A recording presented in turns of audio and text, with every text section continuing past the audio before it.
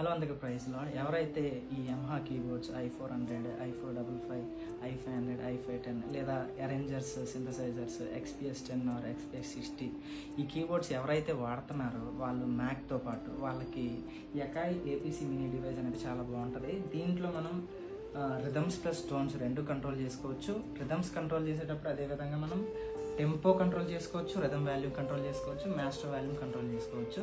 అయితే నేను ఇప్పుడు XPS10 కీబోర్డ్ 2012 మ్యాక్ యూజ్ చేసి ఎకాయ్ ఏపీసీ మినీ డివైస్ యూజ్ చేస్తున్నాను. ఒకసారి నేను మీకు ప్లే చేసి చూపిస్తాను, ఒకసారి చూడండి.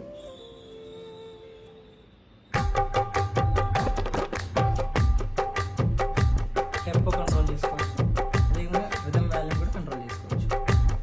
ఇక్కడ మనం టోన్స్ అసైన్ చేశాను, టోన్స్ మార్చాను.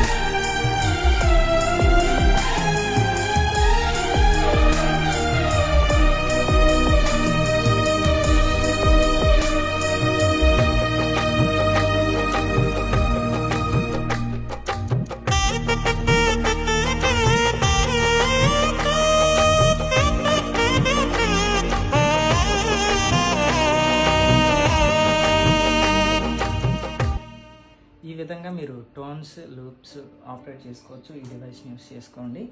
ఇంకా మీకు కావాలంటే తీసుకోండి. ఎవరైతే బేసిక్ కీబోర్డ్స్ వాడుతున్నారో వాళ్ళకి ఈ డివైస్ చాలా బాగుంటుంది. ఇంకా ఇలాంటి ఇన్ఫర్మేటివ్ వీడియోస్ ఏమైనా కావాలంటే కమెంట్ చేయండి, మీకు నేను షార్ట్ వీడియోస్లో తెలియపరుస్తాను. Thank you for watching.